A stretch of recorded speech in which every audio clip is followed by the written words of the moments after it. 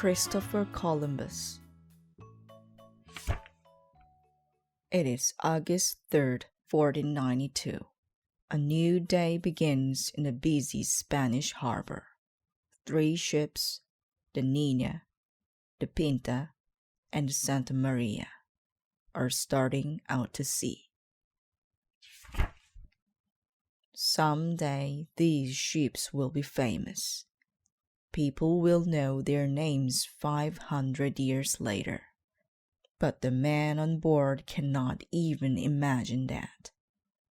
They are afraid of getting lost. The ocean is a great mystery. How big is it? How long will it take to cross it? What is on the other side? Will they ever get back to Spain? Christopher Columbus is not afraid of getting lost. He is the captain of the Santa Maria and the leader of the voyage.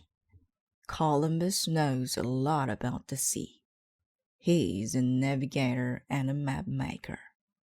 Now he dreams of becoming an explorer too. The rulers of Spain, Queen Isabella and King Ferdinand, believe in Columbus. They are paying for his trip. Columbus promises to find a new route from Spain to the Far East. India, China, Japan, the Indies, lands of gold and valuable spices. If he succeeds, Spain will be rich. Columbus knows the world is round. Why not travel to the Far East by sailing west? But the world is bigger than Columbus thinks. And there is something else Columbus doesn't know. 2 huge continents lie in his way. Nobody in Europe knows they are there. Soon the sailors cannot see land. Now they are really afraid. What if the wind stops blowing? The ships have no motors. What if there is a storm? The ships are small and made only of wood. What if they run out of food? They cannot go back for more. What if they are in danger? They cannot radio for help. But the weather is good. The wind blows steadily. The sea is calm. The ships are loaded with food and water. There are extra sails and spare wood. In fact, so much is stored below, the sailors must sleep on deck. There are 90 men in all, about 30 on each ship. Most are sailors, but there is also a doctor, a carpenter, a goldsmith, and an interpreter who speaks Arabic. There are even some boys to help the sailors. Weeks and weeks go by. Now everyone is tired and scared. Tired of eating salt meat. Tired of seeing nothing but ocean. Tired of being stuck on a tiny ship. One night, a ball of fire blazes across the sky. The sailors watch it fall into the sea. Is it a warning sign?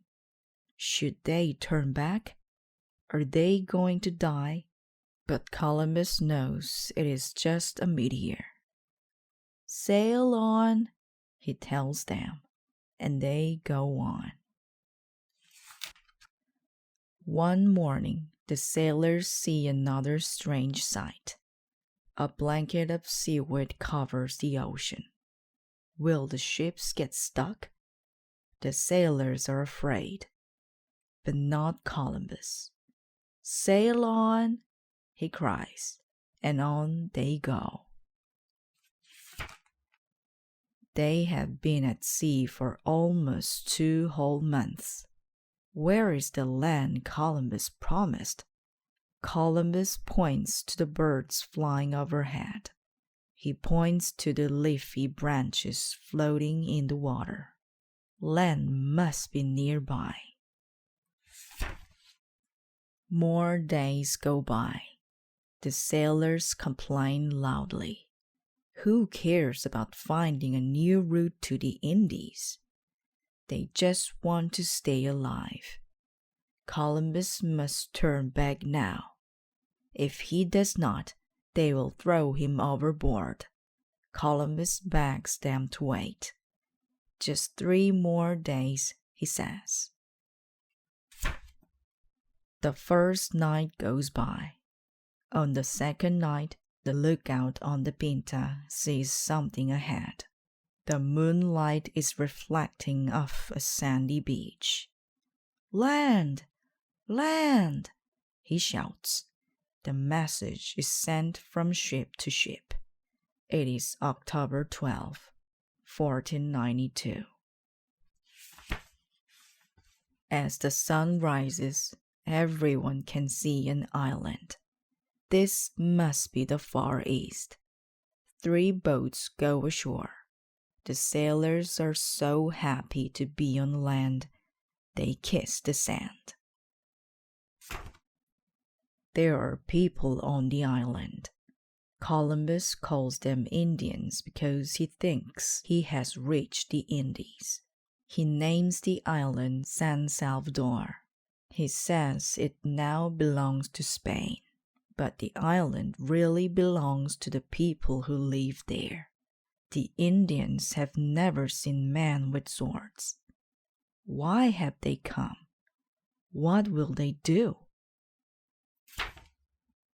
Columbus gives the Indians shiny beads and tiny bells.